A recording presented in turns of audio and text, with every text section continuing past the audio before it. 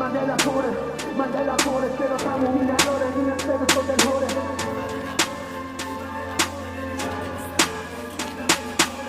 من دلم پره من دلم پره چرا تمومی نداره این استرس و دلهوره Remix by Mahmoud Beat. روزای خوبه بگو کجا رفت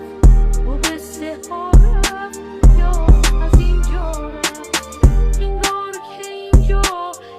هیچکی زنده نیست گریه فرامون وقت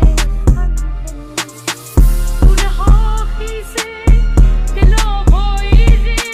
بارون قهوه‌ای از ابر میریزه همه با هم وقتی هستن دور روزا مثل شب و سوت و کور روزای روشن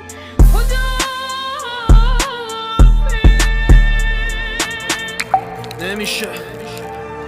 چشا رو بست رو حفشی که هست تو به خودت بگی انتظار نمیره از تو چیزی که عیانه چه حاجته به بیان زبون سرخ تش بگا میده سر سبزو یا باید برم بزنم بیرون از ایران فرار کنم از دیار از این دولت بیمار یه گوشم در یه گوشم کر یه گوش کس دیوار بلوکی کشیدن جلو نگام نونا تو خون جوونا تو شیشه میگفتن تتو داری تو تنت نکنی تیشرت با نهی از منکر میزنن تریشه چون وضعیت تخیم اوضاع اینه همیشه مسئله اختلاس و فساد در بی حجابی داغه یه گوله تو قلب جوون سینه چاک مادر نمیبره خوابش حتی با دارو چون تازه دست گلشو خوابونده زیر خاک من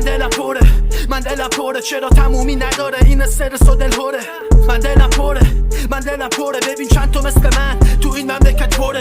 من دلم پره چرا تمومی نداره این استرس و دلهوره خونه ایرونی میجوشه توی رگام ولی حرفی بزنم صورتم زیر لگت پره